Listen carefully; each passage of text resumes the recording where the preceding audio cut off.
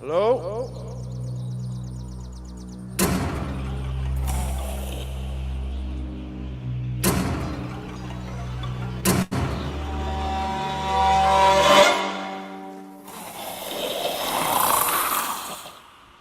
Shit.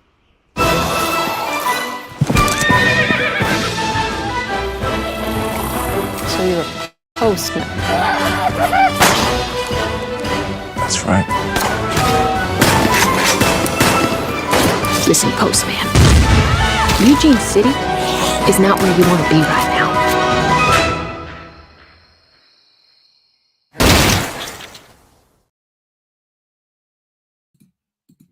Hello, everybody. Hey, Hello. Bobby, how you doing? Good. How are you? I'm doing good.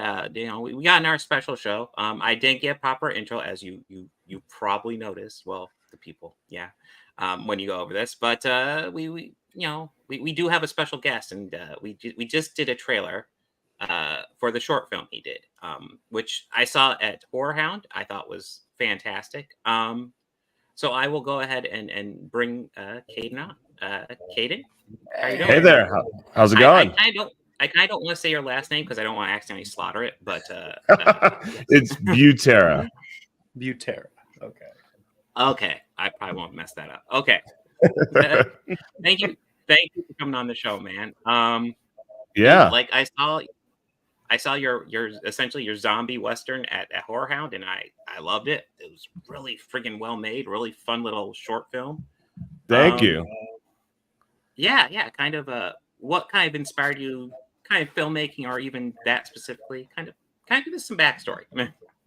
Yeah. So, I mean, the long and short of it is it started with a genre mash of what would happen if we put zombies in a Western movie, and kind of it spiraled from there. I'm a huge fan of genre mashing. I think when a genre itself gets boring, then mix it with another one, you got something fresh, right?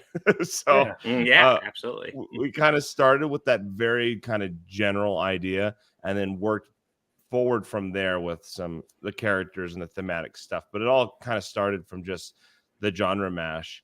And then it was in the middle of the pandemic where everyone's gigs were getting canceled left and right, and I had just a bunch of creative people sitting on their hands itching to do something. So we all came together, built a makeshift Western town from scratch, and made that short film.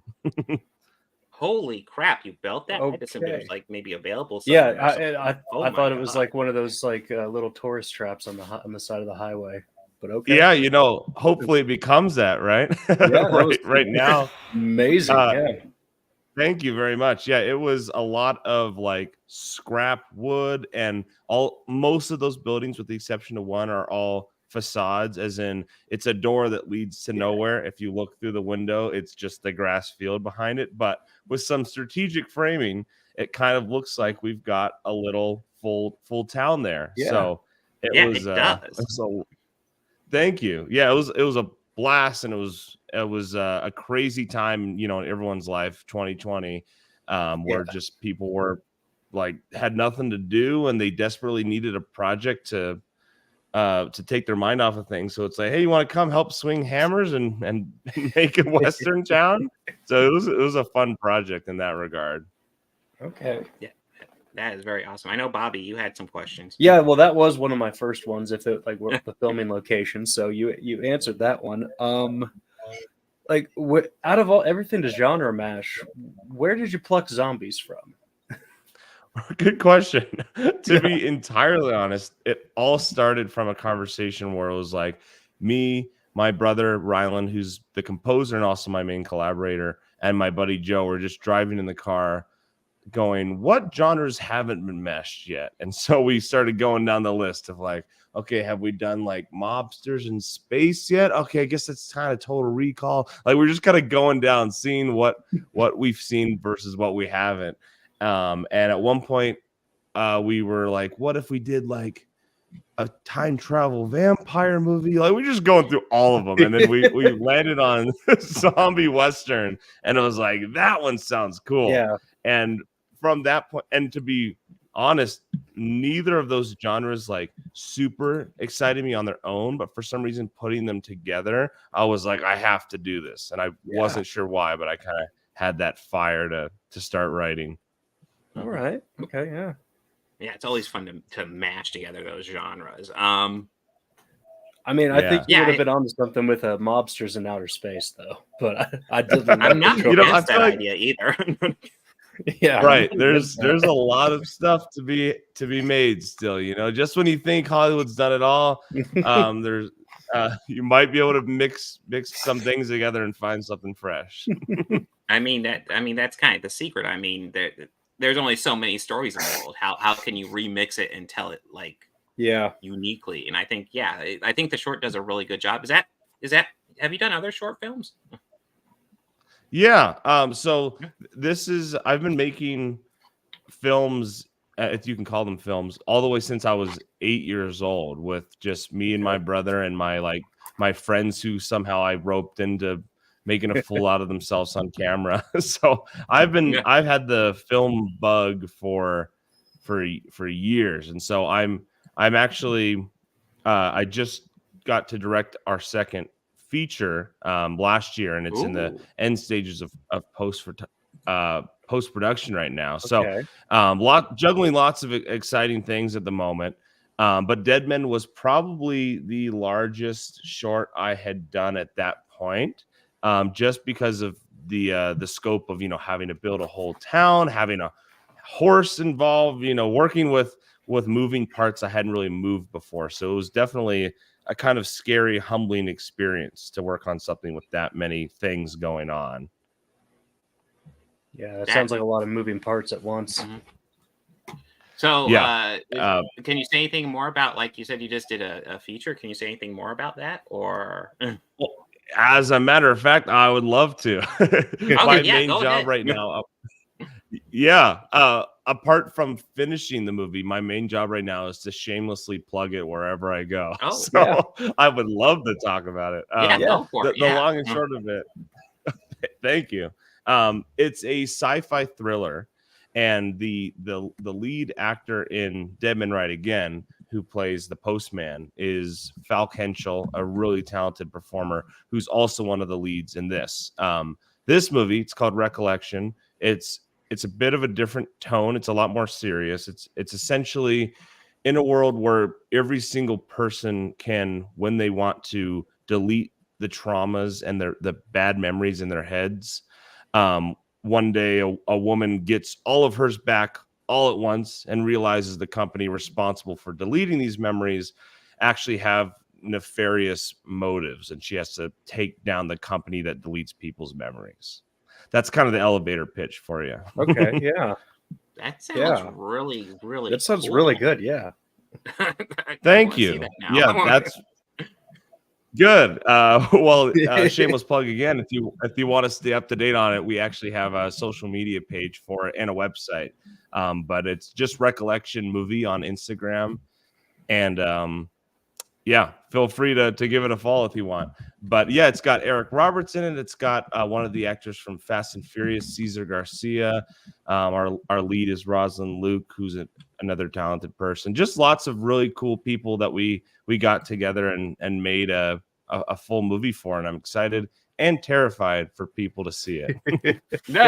Yeah, no, it's always nervous. But I mean, if it's anything like Dead Men Ride Again, you have nothing to be nervous about, because honestly, that was impressive. So everything was really well balanced in that one. I felt I loved it. It was so much that I might have watched it again immediately after. It was like, just have to watch this again. Thank you. I really appreciate that. And then I might have just oh, sorry. I just might have logged a few hours into Red Dead again, because I was like, now I want to play Cowboys.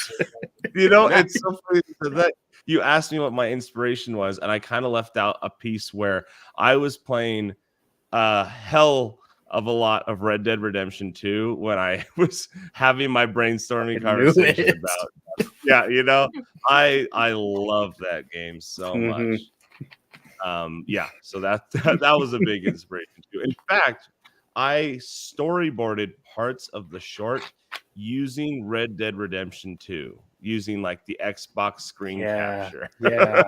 And the So- photo mode where you could spin 360 around. Yeah, I could see Yeah, how.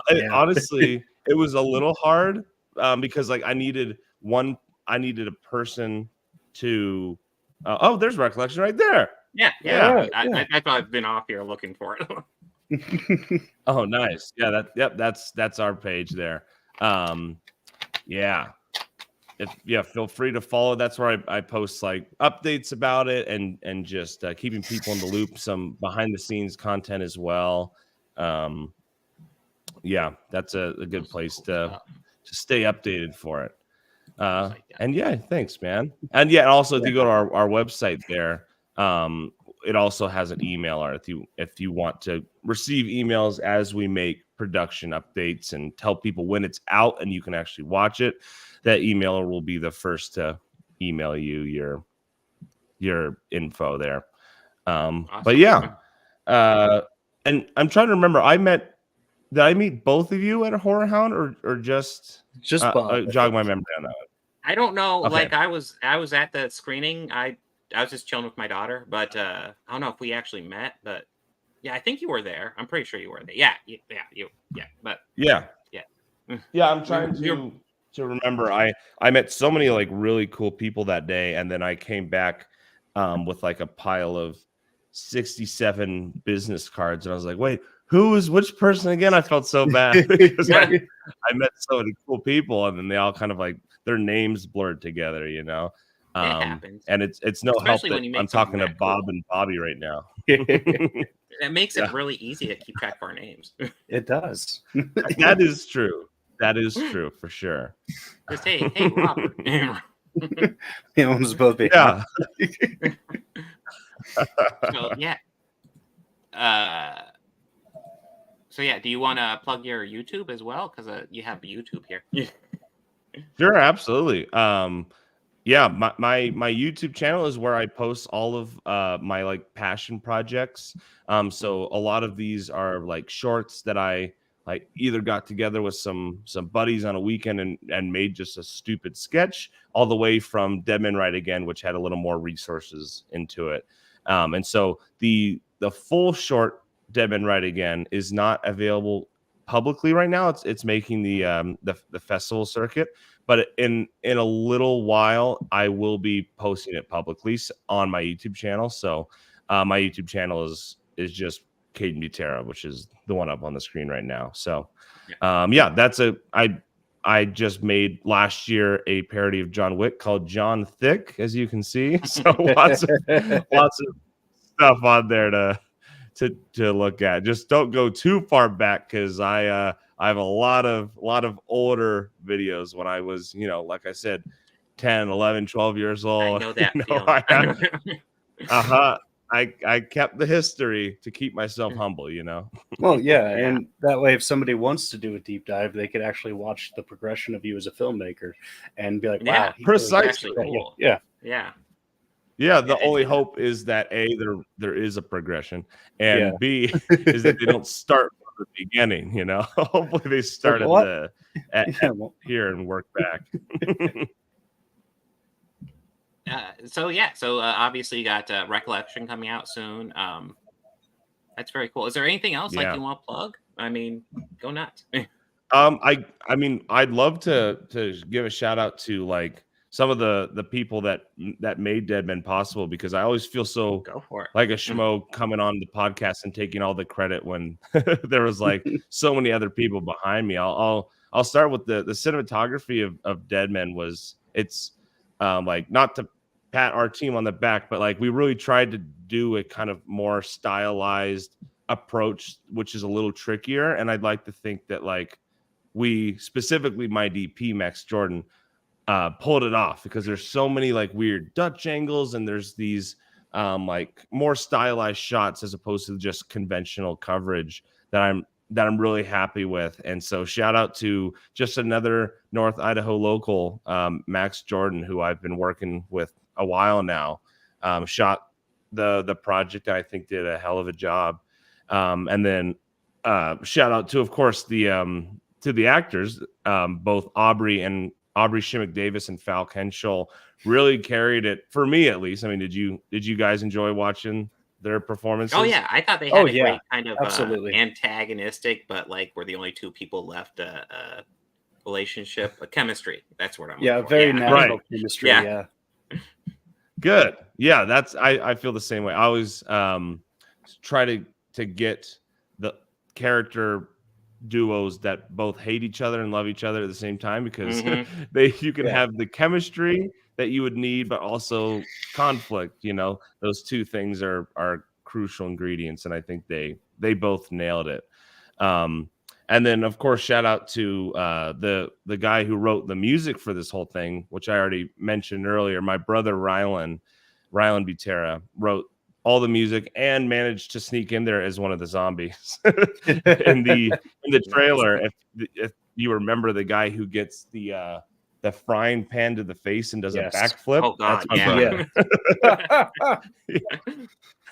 He's a flexible guy. He's got a lot of Okay. skills. So I try to utilize all of them. But yeah, lots of really fun music in this one. Just really kind of big, adventurous, classic Western sounding score. Yeah. That obviously I'm biased, but I think he really pulled it off and made the short much better because of it. So yeah, he also has an Instagram that he posts kind of behind the scenes of how he makes his music and whatnot. And he's Rylan_Butera, I believe, on Instagram. okay. And he's a good person to follow as well. Yeah.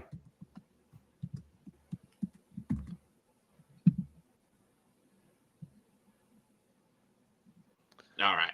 And then, of course, just every person involved in the process, from the person who owned the horse, who also was pulling focus for us, and then everyone who made the town, all of our zombie people, all of our grips. I feel like if I don't mention all of them, then I'm gonna feel like an ass by the time it's over. But yeah, just a bunch of really talented like friends really coming together and making this thing happen for next to nothing. Yeah, there's Rylan. Yeah, that's my brother right there. It was really, really impressive. I want to thank you so much for coming on and just sharing a lot of the filmmaking and sharing upcoming project, because I'm not gonna lie, Recollection sounds really cool to me right now. It's like I won't watch that now. Hey, thank you so much. Yeah, no, this is a pleasure. Thanks. Yeah. Yeah. No problem, man. And like, if anytime you want to like promote something and come on, just shoot me an email and we'll make it happen. Love to have you on. Awesome. I want to try to help more indie guys get out there. With my limited platform, do what I can. Yeah, no, absolutely. Oh, I'm looking at the title right now. Are you talking about Monkey Man, Invincible, and Last Action Hero as well? Yeah, that's exciting. Yeah. we're getting Nice. a whole bunch of stuff. Yeah, we have the regular show, and then the interview thing is something we've always kind of done, but like after Horror Hound, I met up like there's all these indie filmmakers, and I was like, I want to talk to like everybody, just like give them a little spot on the awesome. show. Yeah, just do what we can, you know. Yeah, that was his first Horror Hound. I only got to enjoy a little bit of the film festival this year. I kind of paid for a few photo ops and wanted to get in as much panels this year, but the film festival aspect of it is something that I feel like is just so cool. So cool. It really is. Just it was my first time as well, actually, and just seeing how they organized the event, they really put filmmaker networking first, which I think is really cool, because I managed to meet so many really cool and talented people, and got to follow all of them, and they followed all me back, and I'm in contact with a bunch of them still, and it was just really great. I've been to a handful of film festivals, and everyone kind of shows up and you shake their hands and you do the thing, and then you never talk to them again. But this one was really prioritizing, like at the beginning of the festival, they made every filmmaker get crammed in the same room, and then they close the door and they're like, talk to each other. So it was a really great really great time, and I hope I can do it again next year. Right. Yeah. Well, yeah, I'm hoping I get a press pass again next year, so I will, Yeah. hopefully be there again. But yeah, Yeah. it was cool having you here. Thank you very much. Very Yeah, talented guy. absolutely. Guys, Thank make you. sure to follow Caden on all the social medias. I will make sure Yes. to add links when the podcast is over below, and then otherwise you can look at the screen and see a lot of the stuff I have up here. But yeah, Caden, thank you very, very much. Thank you, Have a good guys. rest of your day. Thank you. Yeah, you too. Take care. Bye. All right. So we got some regular show to do, which is wonderful. Oh yeah, I do like. Yeah, I'm really liking talking to the indie filmmakers. Oh, I am and too. not an indie filmmaker, but just FYI, because it's the first time you're hearing it, so you're gonna hear it live, Bobby. Dean Page will be joining us next week. He is an indie comics guy. He's got some cool comic books coming up. Okay. Yeah, no, actually, yeah, I didn't think about the eclipse. Yes, the eclipse. We were actually in the path of full eclipse. I imagine you were as well, Bobby. Yeah, sort of. Oh, okay. Sort of. Like it It got was like a little little lighter, kind of like evening. It confused my cat. She thought it was dinner time, like way earlier than it was. So, but it was nice. Yeah, like I managed to snag a pair of glasses for the wife and I, and we went out and we kind of watched a bit of it. It was very cool, very calm. It was very cool to kind of hear the birds chirping like it's evening time in the middle of the day. Definitely a cool experience. And Bobby, that's a question for you. I did. I caught both nights. Nice. And I was very pleased with both. Without dragging, because I could probably talk about it for a few hours. So I'm. Okay, I mean it's up to you how far you want to get into it. It's either that or we go into Monkey Man. Well, they pushed us. They've been doing a story for about 2 years now, and they finally did a good payoff for it. And pretty much, they brought a guy came back to the company by the name of Cody Rhodes, and his main goal was to win the championship. So at WrestleMania last year, the champion, who has had it for an ungodly amount of days, and in my opinion, that's just bad booking, but. As most fans on the internet, anyone can be an armchair booker and, say, well, they should have done this and that.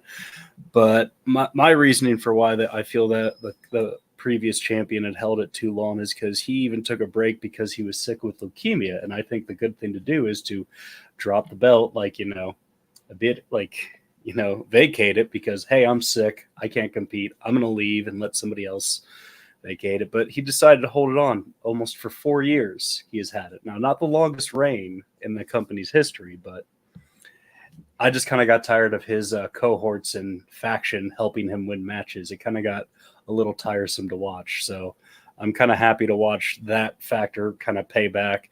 And it's WrestleMania. They brought back some heroes. They brought back some legends. Undertaker showed up. I was satisfied.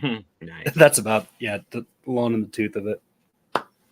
Man, Undertaker's been around for a while. Holy crap! Well, he's been retired for a while too. Yeah, I was about ready to say. I would expect him to be long retired at this point. Yeah. He just showed up, chokeslammed The Rock, helped Cody win the match. It was cool. There you go. The bell rang.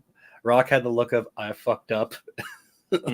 Lights went out. Lights came on. Taker was behind him. Classic Undertaker. But I am excited to hear your thoughts on a movie you have not seen that was on our docket this week. A movie that wasn't on our docket. That was on the docket. That was on the docket that you have not seen. Yes, I'm thinking of Arnold. Oh, okay. You're thinking of Last Action Hero. Well, we got Monkey Man first. Okay, let's talk about Monkey Man. Last Action Hero if you want to do Last Action Hero next. No, let's talk about Monkey Man. I went to go see that earlier today. It's still relatively fresh. Yeah, so Monkey Man, here's what I'm going to say about it. This is a really well-made movie, and I enjoyed it overall. Like, one thing I really appreciate about this movie is that it's actually minimal dialogue. I'm trying to think. There's exposition in this, but not a lot. It's lots of just telling a story. More visual storytelling, which is great. There is a cultural angle to this that I will get to because I would say, especially as an American viewing this, the cultural significance is a bit less important, but is noteworthy, and it's worth discussing.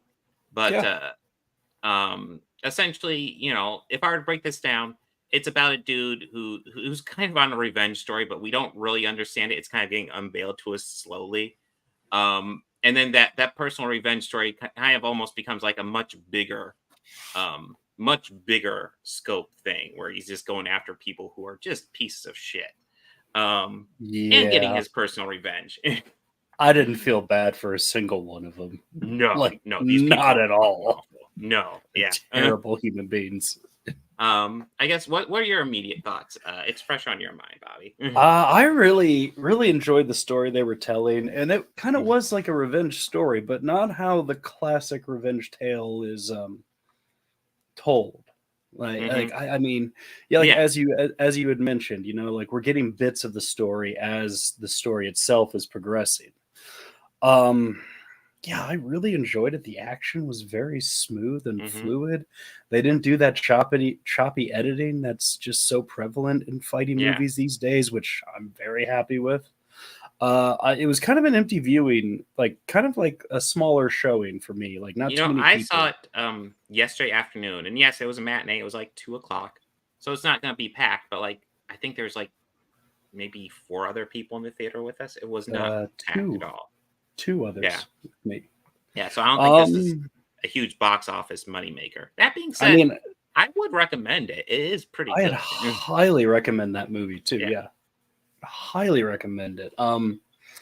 I only have one minor complaint with it. I just wish in the end fight scene, I wish he would have worn the mask and like maybe taken it off at the end, like when he got to the final boss. Like Maybe. Yeah. I was kind of expecting that, but I also get like not having it on. For a couple reasons. Number one, as an actor, you want your face to be shown. And number two, God, actually fighting with that thing on would be tough. Like doing he had no problem fighting with it on earlier. I was about ready to say in the ring, he was doing that a lot. And I was just like, Jesus Christ. But I mean, well, what's the point of dipping it in bleach and bleaching all the hair white? Like, I thought, are we going to get like a Batman sort of thing right now? Yeah. Like him walking on the building tops and thinking, is it going to be like Batman? Is he going to be like Batman right now? That's awesome. That's awesome. But I guess we can go ahead and dive a little bit into the cultural aspect of this, because my daughter did a whole bunch of research into it, and it was what she had to teach me was kind of interesting. So, like, obviously, Hindi is the big religion in India. That is,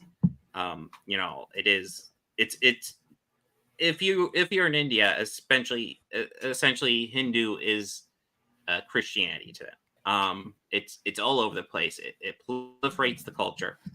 And this movie is kind of takes an interesting aspect. I'm pretty sure what Dev Patel's going for, and I think he pretty much hits it on the head. But it's interesting to analyze it and kind of ask, is he doing a proper job? So essentially, this movie is not anti-Hindu at all, but all the villains essentially are like these pro-Hindu characters essentially. But they're using the religion to be pieces of shit to people and to abuse people. And essentially, you have Monkey Man who's using the religion to kind of fight back against that.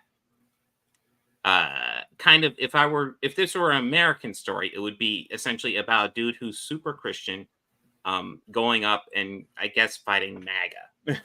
That'd be the closest man. I don't parallel know. I can think of. Yeah. Half of the MAGA people thought today would have been the rapture, which would have actually. I have a record of it here. Hold on. Let me dig it out. And there are very much people who are very, very Christian who are anti-MAGA. Those people, which, as opposed to every past rapture, dating all the way back from May 21st of 2011, and then we have October 21st of 2011, and then again on September 23rd of 2017.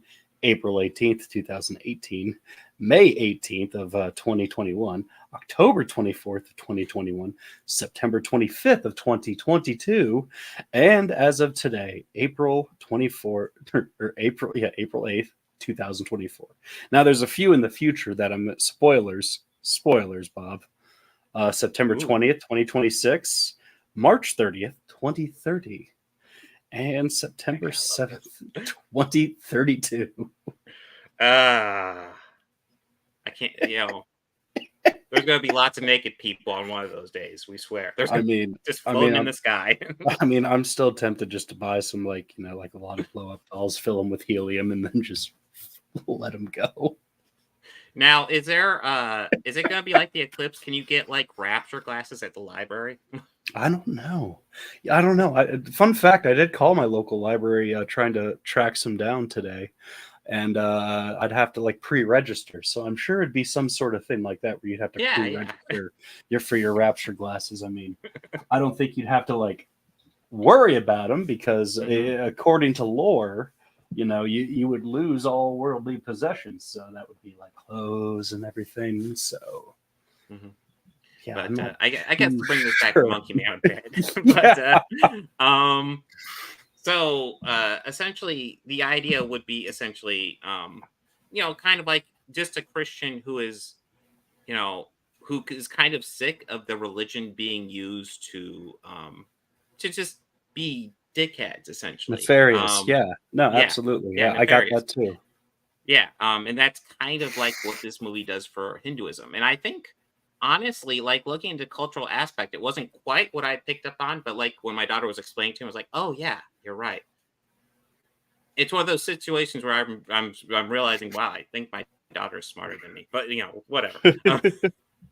But yeah, she's bringing up these interesting ideas. I'm like, oh wow, so that means this movie has this kind of interpretation, which is an interesting angle to take. And I think Dev Patel, who also co-wrote and directed this, does a really good job. And I think obviously it's probably what I visualize. I don't know, but just watching this and knowing the historical context, it strikes me that he's probably Hindu himself, and he Yeah. feels that people are abusing that religion for nefarious means. But it And definitely could also kind of be cool. taken as like anyone from any religion can absolutely abuse it too. Absolutely. Yes, absolutely. I mean, I brought up Alan Richson. I don't know if I brought him up on here, but I brought him up I on a don't think regular so. stream. He Yeah. is he plays Jack Reacher on the Amazon Prime show, and he's very Christian, but he also is really like he has a YouTube channel called Insta Church where pretty much all his videos are pretty fucking based, um, while also being super Christian. He brings that up quite a bit. So like, it's almost one of those things where I feel like this movie is kind of exploring the idea that just because a lot of people abuse religion doesn't mean religion necessarily has to be bad. And I think that's an interesting angle because I'm fairly non-religious as I've never hidden. So I think it's interesting to see these type of takes and kind of giving me a new view on kind of how religion could be a good thing as long as you don't abuse it, which it frequently is. Yeah. And Like that's kind of where I'm at. I mean, I'm Hmm. not that religious of a person Hmm. myself. Now, the overall message with the Christian Bible, Hmm. not the Trump Bible, but the Christian Bible, I Yeah. feel that, I feel that I have no problem with it. Hmm. Overall, the teachings in it, which I think are just universal teachings without almost Yeah. like most religions, do no harm, be a good Hmm. person, and be good to others. Those are Hmm. all philosophies I have no problem with whatsoever. It's just when people try to carry it out for their own means is where I take a objection to it. Hmm. Yeah, You know, exactly. like the corrupt ones, like the Hmm. ones who won't let people displace human beings inside of their church during a natural disaster. Yeah. People like that. Yeah. Well, I mean, the early example we get is essentially the origin story of how Monkey Man, who I don't know if he's given a formal name, I think it's Kid. Human. Oh no, the character. Yeah, no, I No, think it's no, just Kid, the what you're talking about is the the religious deity. Yeah, thing they were naming him after. Yeah. So yeah, the he's deity. he's named Kid, everybody's favorite character, Kid, Kid. protagonist. um, Yeah, essentially his like you see early on he has these scars all over his hands, and they're asking where you get this from. He always has a different story, and then eventually you find out essentially his village was displaced for some religious reason that was obviously bullshit. Um, that need to be sacred land. So his village was displaced. His mom was set on fire in front of him, and his hands were from trying to put out that fire. Which, Jesus Christ, yeah, shit, dude. Yeah. Like, So, yeah, I guess if I were to have a complaint about this movie, Sharlto Copley, I think is a great actor. I have no idea why he has second credit here. Probably because he's the biggest name, but like he doesn't have that big of a role. He's not really. Yeah, but yeah, this is like. I'll just read it. This is. Oh, go ahead, Bobby. No. Go on with your point. I need to find it. I was just gonna reiterate. This is just a cool movie.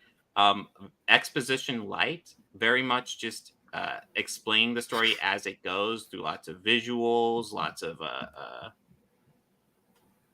very few moments where it stops to explain the story for you. It just but it's not confusing at all. It's very well done. I recommend this. So I had a once upon a time in Hollywood moment while watching this movie. Ooh, okay. So while he's training with the bag, and there's that like percussion player there. Yeah. I was kind of like, I know him. And even earlier, I was like, God, that guy looks familiar. Why does he look familiar? Then I kind of sat like that scene when he's like hitting the drums while he's like punching the bag. Mm-hmm. It clicked. His name is I'm gonna do my best. I think it's a Zakir Hassan. He is a percussionist and an Indian Talba player. Yeah. I know him because he has done a lot of project albums with Mickey Hart of the Grateful Dead and the World Drum stuff. And I've listened to the Planet Drum and the World Drum stuff that he's done. So I think that's instantly when I started to listen to him play, I was like, wait a minute, is that? No. Thankfully, it was a lesser, like not too many people in the showing. So I kind of was like Googling on my phone, who is that guy? It's actually funny. I typed in Monkey Man drummer, thinking it would just pop up for the, and Charlie Watts first popped up, and I went no, and also Google, I know that. So his first, sorry. I was just gonna say his first credit that I see is Apocalypse Now, which is not a bad first credit to have. Mickey Hart. Mickey Hart also did the soundtrack to that. Did you know that? Mickey Hart of the Grateful Dead did that, and it also incorporates the first time he ever he unveiled his own creation of a percussion instrument that's called the beam. Nice. Which is this so there's lots of talent in this movie. Yeah. I enjoyed it quite a bit. It sounds like you enjoyed it too, Bobby. So I did too. I and if you're looking for too. a cool action movie, Monkey Man, definitely Monkey Man. And I would say maybe we've even said too much, but I kind of like. It's almost like the film festival. I kind of like when I walk in and I realize, I don't really know much about this movie other than the trailer looked cool. Yeah, I didn't know much about other than just the trailer. And I just walked in and enjoyed it, and it was awesome. Yeah. So, from this great action movie, let's move to a last action hero. Oh boy. All right. So, you haven't seen this yet. Yes. So, did you watch a trailer before you watched the movie itself? No, but I had a decent idea about what this movie was about. I gave you the whole magic ticket going into I gave you a bit of a synopsis. I know. Yeah. Oh, now let's start playing. It wasn't playing before. Well, yeah. Oh, and that was one of the great moments right here. Arnold Schwarzenegger and Hamlet. I love that. Like, why didn't we get that movie? I want that movie. So I will go and tell you kind of my thoughts watching this. I have mixed feelings towards this movie. I think when this movie is good, it is absolute fucking fire. I love it. It is wonderful. But I also think there's lots of moments where this movie just kind of drags for me. Okay. So it's a mixed Fair bag. criticism. I want to state like the intro, fucking gold. And there's moments like there's that moment where that fucking grenade goes off and blows up the entire house, and then you just see the kid and Arnold Schwarzenegger, Zack Slater, just like with their hair messed up and clothes a little bit torn up and some soot on them. It's like, sure, yeah, why not? I just couldn't help but think, oh, that poor freshman. he probably died. Yeah. So yeah, like I like the chief who is, during that one moment just like yelling gibberish at him.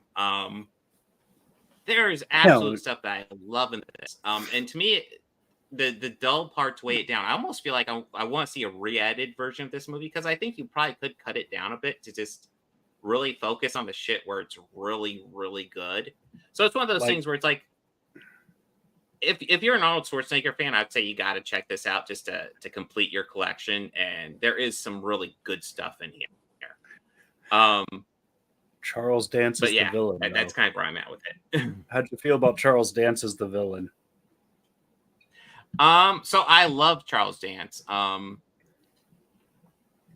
don't know. Like, I wish he had, like, I love the eyeball gimmick. I will say that. I don't know. I will say I think Tom Noonan got a bit more, got to stand out a bit more in this one than Charles Dance, who, Okay. I don't know. They're both good. Yes. He is fucking evil in this, isn't he? Oh yeah, no. Charles Like, Dance is Jesus.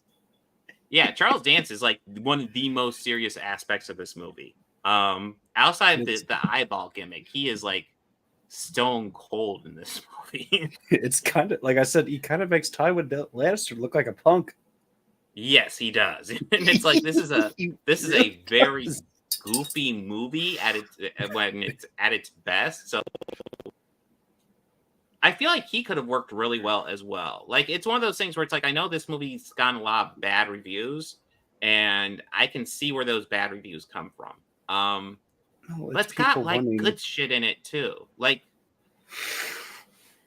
I don't know. To a degree, I almost want to say this movie frustrates me a little bit, because it's like I could see where it could be like so just good, and like so much better. If it continued like the beginning, if it continued like maybe like the first 15 minutes was.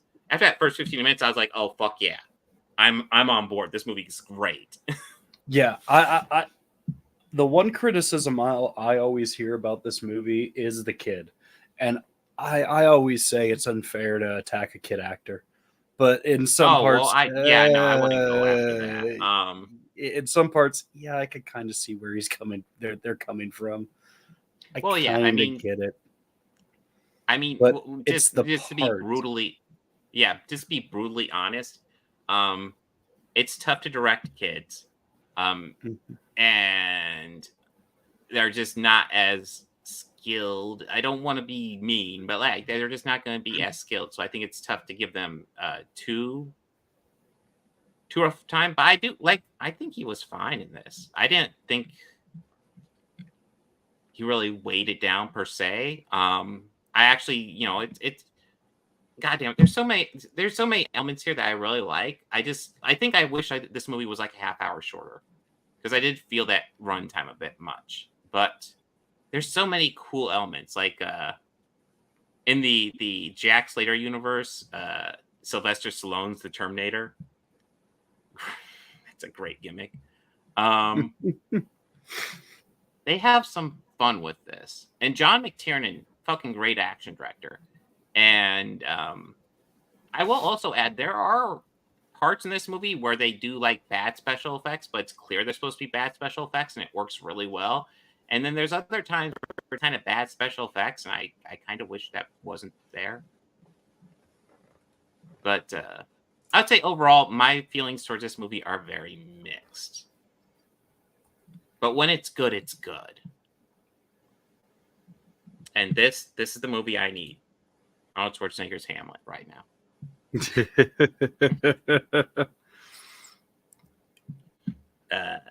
That was another part of the movie where I was like, "Oh my god, this is solid gold." Yeah, that is just hilarious. I want that movie so bad. I know Arnold Schwarzenegger's older now, but I still want it. Oh, Bob, you got a question in the chat. Ooh. From AWOL. Question for Bob. I bumped heads with many. I've been working on forming my own channel. What is the requirement for debate with you? Send me an email about what you want to discuss. That's it.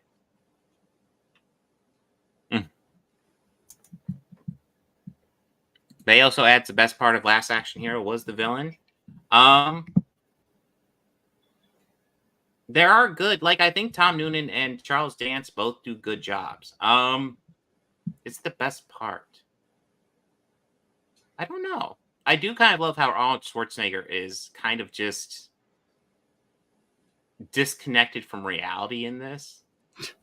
Which He he's said supposed rubber to be. baby bunky bumpers, and that was fucking hilarious. Yes.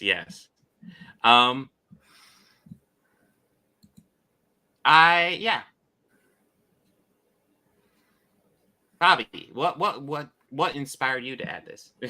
You had mentioned you're an Arnold Schwarzenegger fan, and I had mentioned it, and you had said you'd never seen it. Yeah, this is like one of the very few I haven't seen. This movie, I saw this, God, shortly after it came to like, I want to say like a home video release. So this is like one of those Arnold movies I watched growing up. And I distinctly remember the ad campaign from Burger King tie-in for this, because they had like the large cups that had this film where you could slide it over and it could be like an action scene. Like they had one of the cat of him shooting a machine gun, which we'd never see in the movie. The cat voiced by Danny DeVito. Yeah, I was about to say the cat was voiced by Danny DeVito, which was awesome. No, I think I read somewhere they do that have some random cameos, like the animated cat as part of the police force. There's also Humphrey Bogart, black which and white actually Humphrey Bogart as part of the police force. Is still a credit to Humphrey. I remember reading that somewhere. Really? It's still a credit. Well, archive footage. Yeah, archive footage.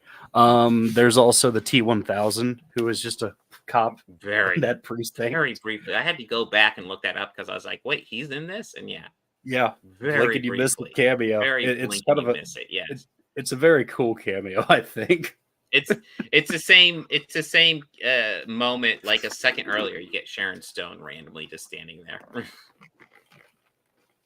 Because Sharon Stone does lots of stuff where she's just an extra, which is pretty much where she is in this movie. No, but a lot of the stupid yeah, humor this in it is what I think make this movie far more endearing. Mm-hmm.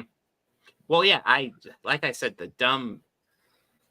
when this movie is fire, it is absolute fucking fire, and I'm loving every moment of it. And then I feel it's a mixed bag. It's a mixed bag for me, but there are elements I love. This is definitely way better than a lot of other Arnold stinkers. I will give it that. I'd argue it's better than I think it's better than Eraser. Yeah, probably. Yeah. It showed that Arnold Arnold I have can to rewatch it. It's been a absolutely... while since I've seen Eraser. As I recall, Eraser is fine, very predictable. Yeah. What's the one that's Commando? I'm thinking of Commando. Yeah, Commando. The one that starts Commando with fun, him chopping wood. Good. the one with him starts off with him chopping wood. Yeah, I'm pretty sure it's Commando. Yeah, that's Commando. Yeah. That one I would definitely argue this is better than Commando. And guys, I want to stress I don't hate Commando, but like the Commando's dumb fun. Commando's like Roadhouse. It is dumb fun. The Swayze Roadhouse. Yes, the Swayze Roadhouse. I think you could argue Gyllenhaal's is kind of dumb fun, but not nearly as much, not remotely as much. Yeah, no. Yeah. And Swayze's Dalton would have killed Connor in the first fight. Yeah. That throat is coming out. Yeah, but that's I've aired my grievances with that one. Mm-hmm. Yeah, but yeah, it's cool to finally check this one off my Arnold list. What Arnold movies have I not seen? Maybe out of curiosity, which ones have I not seen? Because there's probably more. Well, let's both bring them up because I know that I'm trying to think if there's any I have not seen either. Because I know there's a few Stallone ones I haven't seen. I know I haven't seen all the Expendables. I know that. Yeah, I definitely. Well, he's in like 2 or like the second one? Actually, Expendable wise, I've only not seen the last one. Okay. I've seen most of the the best one for Terminators. Expendables. Yeah, I've seen most of the Terminators. I've seen all the Terminators. You don't need to go past 2. I'm aware. I think I've seen up to 5. Whatever the one was where Christian Bale was John Connor. That was 4. Genesis, I think. Yeah. No, Christian Bale was Salvation. Was it Salvation? Who am I thinking of? Who played Genesis was Genesis didn't have John Connor. It was Kyle Reese, and it was No, I haven't seen Jai that Courtney in that, I want to say. Yeah, I haven't seen that one. And then essentially you have, when you deal with Terminator sequels, you have 1 Terminator 4 and then 3 attempts at Terminator 3.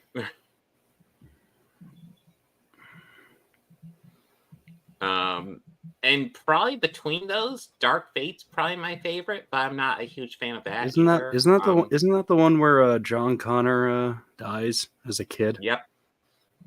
And I'm not gonna lie, the part of the reason why I'm okay with that is because they kept on just driving it into the ground. It's like, yeah, at least do something different. And it's kind of the same thing again, but at least it's trying something different. Hey, it's better than Rise of the Machines.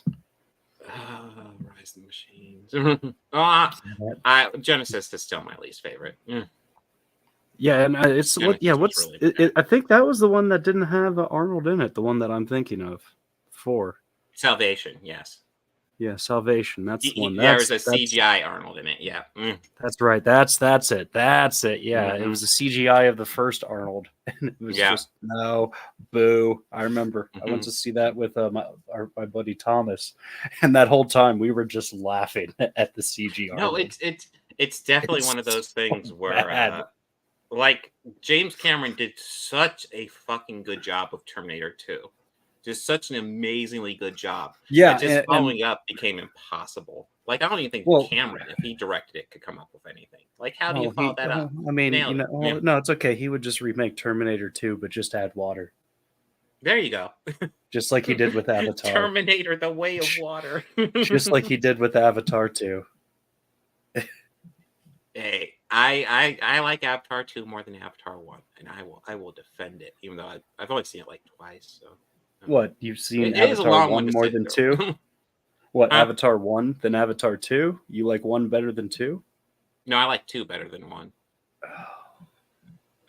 Yeah. It was the same fucking... Okay. Yeah, no, I agree. There's lots of remake elements. I just think it was done better. Then why make the movie? It took them 13 years to make the same fucking... Okay. True. You're not wrong. No, I remember on the show. I remember when we talked about it. You everything. Yeah. No, if you want to argue it's the same fucking movie, you're not wrong. I mean, it even brings back the same fucking villain. Yeah, I know. And they turn him into a blue guy, which turned him into Davi, which is like the most unbelievable part of the entire fucking thing. Yep. Bob, that movie was so bad it gave me COVID. Like. It wasn't that bad, but it didn't give me COVID. So maybe I'd have a different. Maybe I'd have a different analysis if it gave me COVID. Yeah. There's people saying hi in the chat. I haven't said hi to. Hi guys, how's it going? Hey, Mikhail. Hey, Nick. Hey, Nick, I got Nick on my side here. We're doing all right. Okay, that's fair. That's fair. I could still not like it. Okay, yeah, that's right. Chuck Wood. Jason Clarke was John Connor in Genesis. Jai Courtney was Kyle, and I remember Amelia Clarke as Sarah Connor. I forgot. That's the interesting thing Genesis did. It turned John Connor into the villain. It's okay. Blah. X-Men 97. We will be doing a full coverage when we've done when the whole season's out. If you're kind of interested, Mikhail, I've been keeping up. I really like the first 2 episodes. After that, I'm not as thrilled. Well, we can definitely dive into it when it's time, but yeah. I I'm don't think it's waiting bad until by we're any means, but yeah. I'm waiting until we're done with the original watch, and then I'm gonna watch it Mhm. like that, so I have the full refresher of it. Because I would be Yeah. able to catch an episode here and there as a kid. So this is like with us rewatching it, it's the first time I've had to actually watch it all in Mhm. in released order or intended order or as streaming Yeah. order, I guess. So I Yeah. kind of want to continue the story immediately, but Mhm. I'm doing my best to avoid spoilers. Mhm.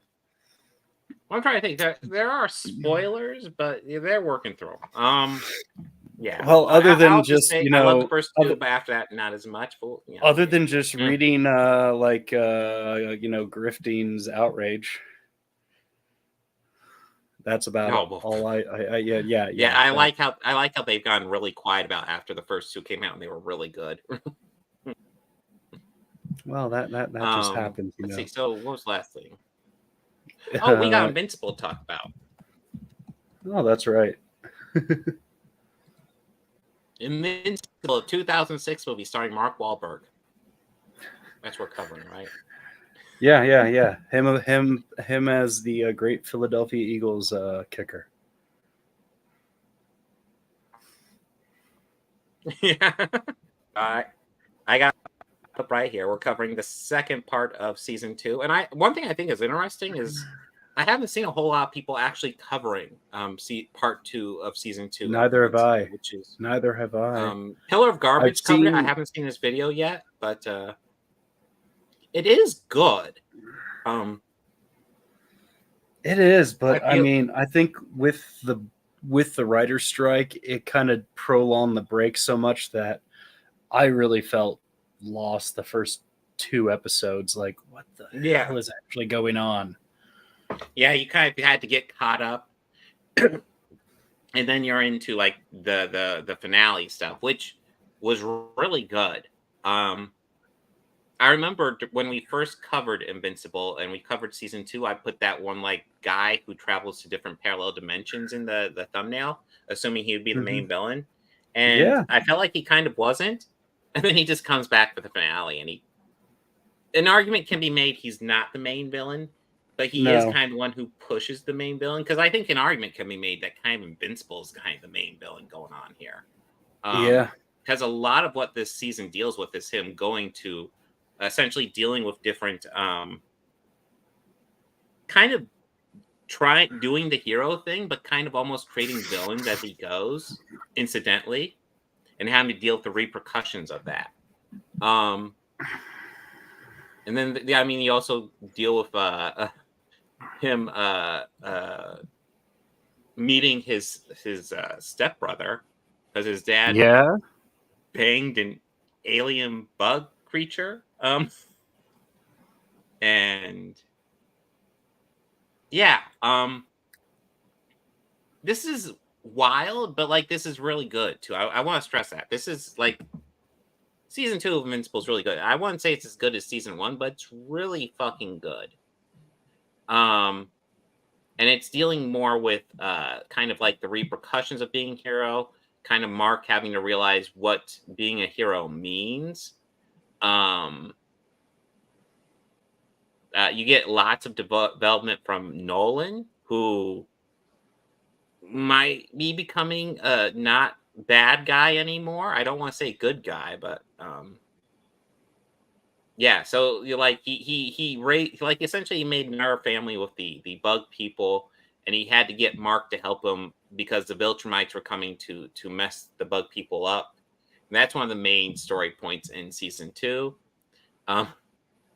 I think the thing that got me the most lost was, and I kind of had to remember, was the squid people from Mars. It's like, okay, that seems vaguely familiar, but whoa, because it like when you dive into the second half of season 2, you're thrown right in the middle of that Mars story, right in the middle. And I think they do a good job with it because it does feel fairly tense with them trying to figure out a way to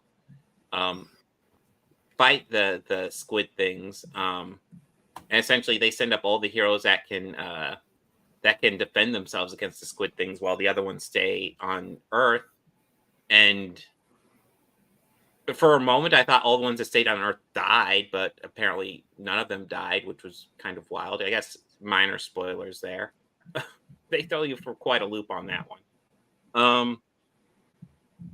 But yeah, it's a good second season. I'm trying to think of the best way to really. What are your thoughts, Bobby? I really enjoyed it. Like I did say, I kind of felt like I was a bit lost coming out of the gate. Yeah, I was a little lost coming out of the gate with it. Just because it had been so long since we had covered it. Yeah. And it didn't feel like it was that long. It was like 4 months. So I thought, yeah, it shouldn't be that bad. And, you know, it pretty much throws you back into season 2 without really giving you much in the way of catch up, which I guess is fine. I think like in the rewatch, when you can like kind of watch these more regularly, I think it will benefit from that. But yeah, I did feel like they definitely push you into the deep end.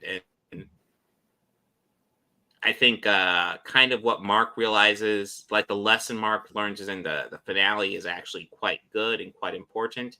I think the idea that Mark is a villain in most other universes is kind of wild and kind of a cool twist.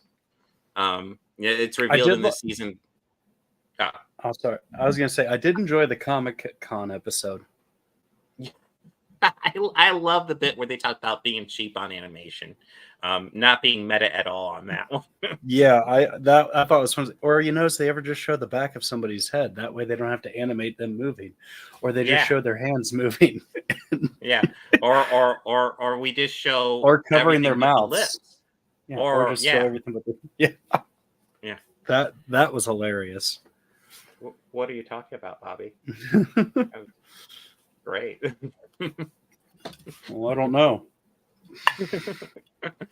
Or we could do a wide, far away shot, and then it won't actually be moving, but people will kind of think it is because we'll slowly pan across it. Yes, but when in reality, that's just a still image. Yeah, but we got a slow pan, so it's fine. No, this was a nice closer to it. Yes. I kind of wish we got a little bit more Omni-Man. Yes, we don't get that much Omni-Man this season, which kind of makes sense. Although it's interesting, we don't get much of him, but like I feel like he's really developing a lot this season. I mean, it feels like the end of this season feels like a very different Omni-Man than we got at the end of season 1. Yeah, like at the end of season 1, he's like a cold-blooded killer, and I hate him. I just want him to die. And in season 2, I'm like, as far as Viltrumites go, he's probably in the top like 2.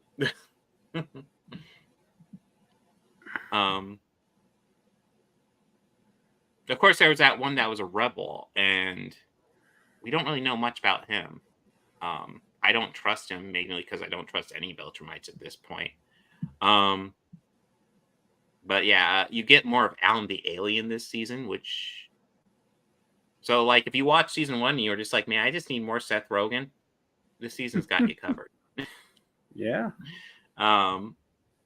He gets pretty badass in this season, too. So... Yeah, so overall, this is a good season. I enjoyed it quite a bit. I guess, if anything, I would just recommend, if you're going to dive into part 2, I would go ahead and rewatch part 1 before you dive into part 2. Just to give yourself a refresher. But yeah, this was overall a very good second season. And I like kind of the lesson Mark learns, and yeah, there's a lot of interesting elements done this season, and I think it's well done. I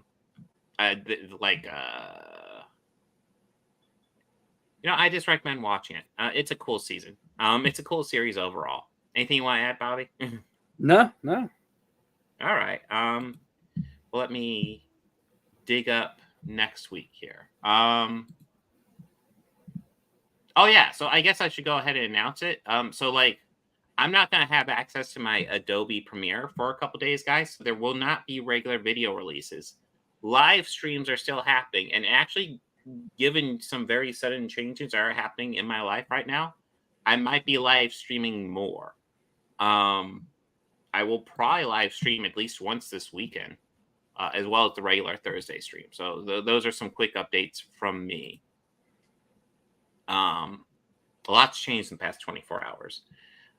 Okay, so next week we are covering the new Alex Garland movie, Civil War. I'm intrigued by that movie. I could see that going either way. I could see that being like really cool or just blah. And then we're going back into Star Trek Discovery, episodes 6 through 10 of season 1. And then we're going to check out the first 4 episodes of Fallout, which is based on a popular video game that I haven't played whatsoever. Oh, yes. And Dean Page is coming on to discuss his new comic book. We got some new Jake Sunrise coming out. Let me pull the link.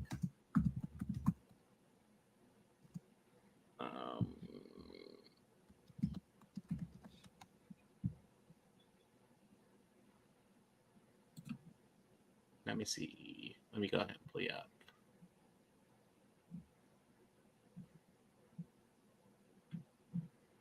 I think it's an old page. Let's see.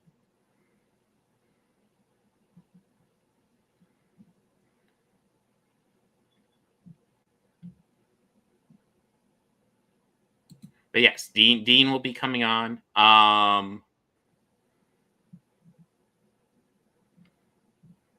Where is it?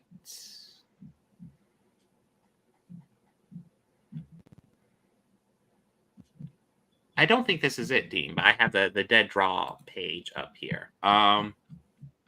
You should come here and check out it.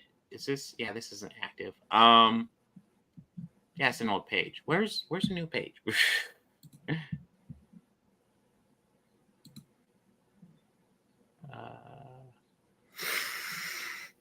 Why is it giving me all the old pages?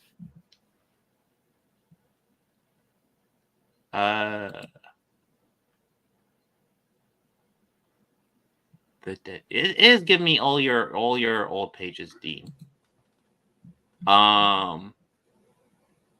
Listen, guys, when you watch this later, this will be on the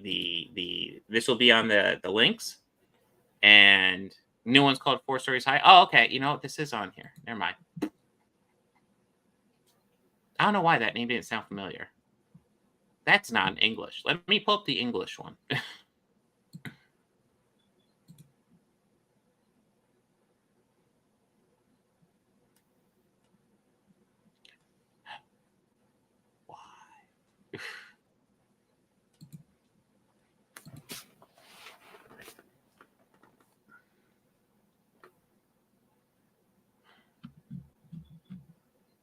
I don't know why it's doing this, but here. Just look up 4 Stories High. Why is it not in English? This is live streaming hell. Yep. But yes, Dean Page is a fantastic comic book creator. Make sure to support his stuff. I will get you the proper link and I'll drop it in the description. Yeah, there we go. Why is Google Translate even on? What the hell?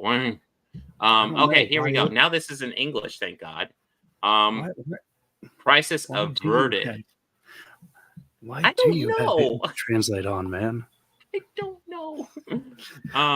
But yeah, guys, make sure to support him. I'm pretty sure I have his trailer loaded up or on here, so we can go ahead and close out with that. Let me see if I can do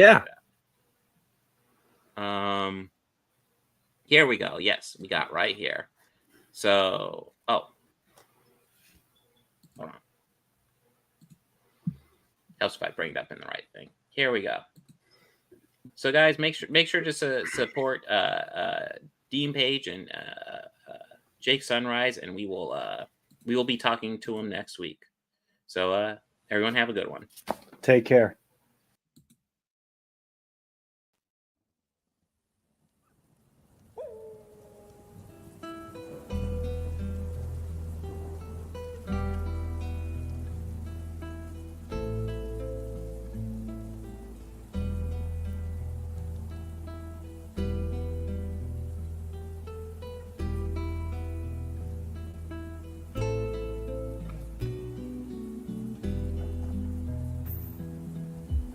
There's some stories going around about this wayfaring stranger.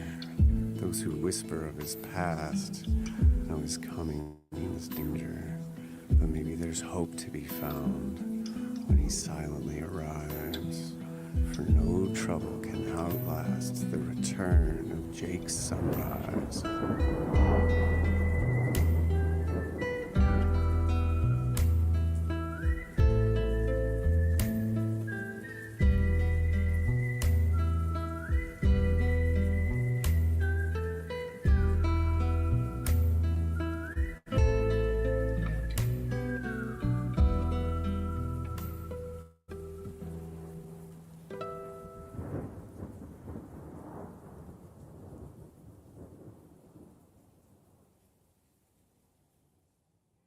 Do you remember your dreams?